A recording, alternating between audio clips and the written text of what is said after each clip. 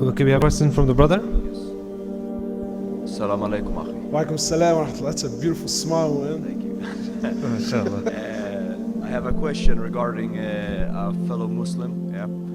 A fellow Muslim? A fellow Muslim, yeah. Okay. But he needs some serious advice, yeah.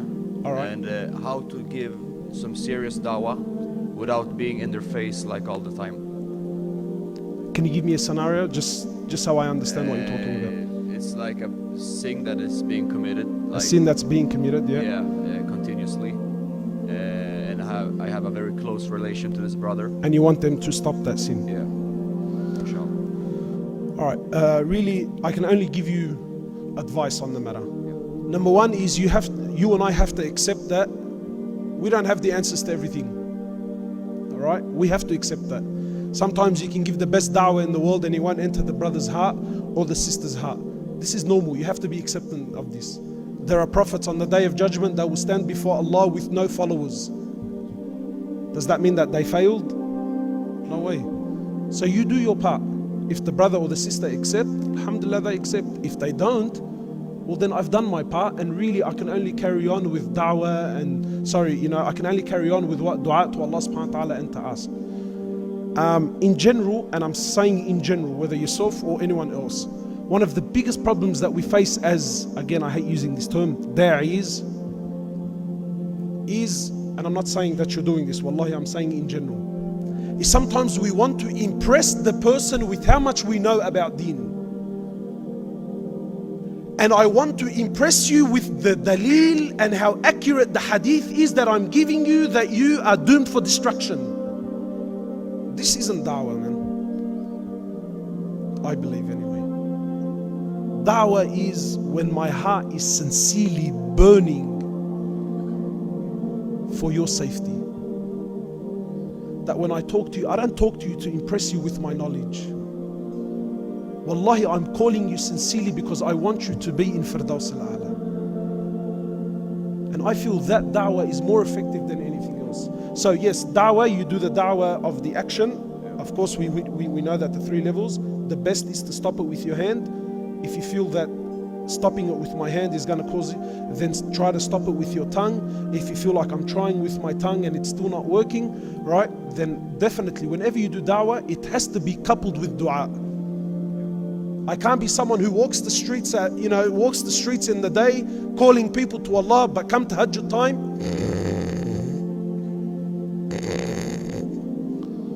no, that's not the da'wah of Rasulullah sallallahu alaihi wasallam. Rasulullah sallallahu alaihi wasallam walked the streets in the day and stayed up the nights crying before Allah Azza wa Jal.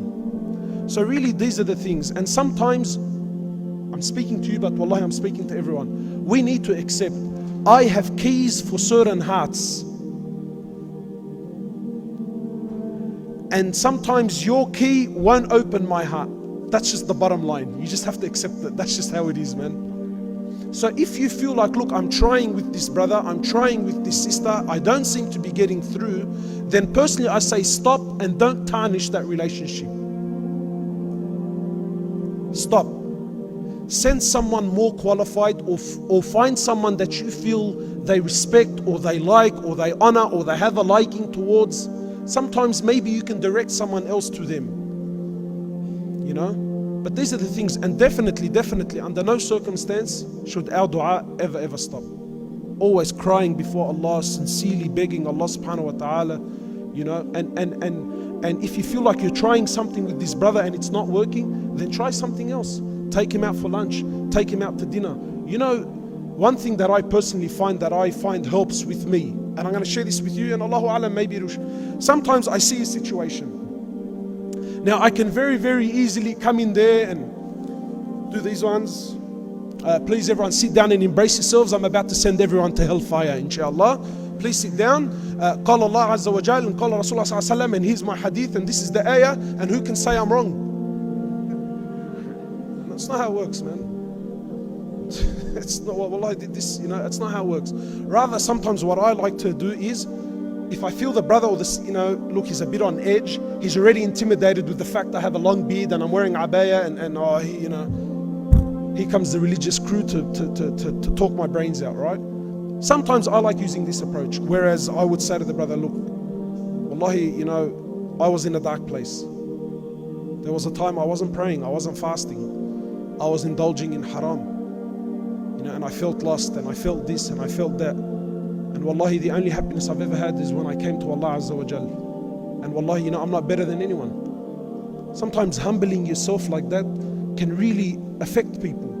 And this person feels like, man, you know what, this person's real. He's not here to impress me with his talk, he's really real, you know, this. And Allahu Alam, you know, personally I believe that people need to see this side in da'wah. That real yearning. That my brother and sister, if we don't change, where do you think we're going?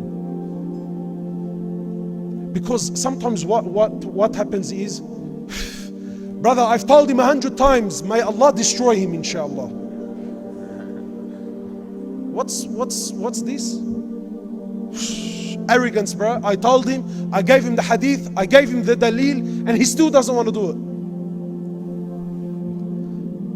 You know,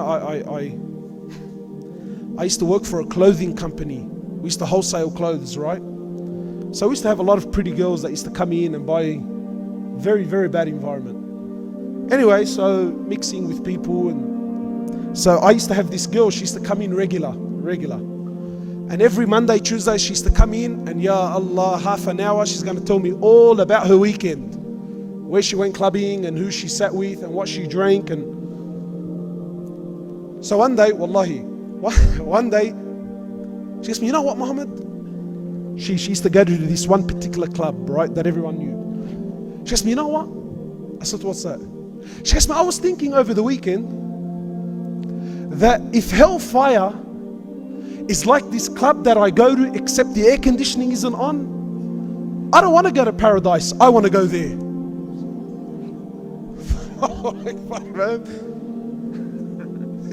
She thought maybe hellfire is, you know, it's very hot, humid, maybe things are a bit cramped. I thought, wow, man.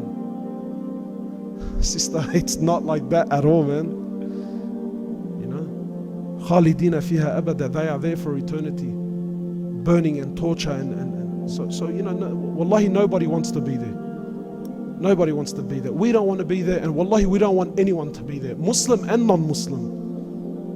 Wallahi, I don't wish any human being, he could be my worst enemy, he could be someone who on a daily basis plans to kill me and my family. Wallahi, I don't wish hellfire for him.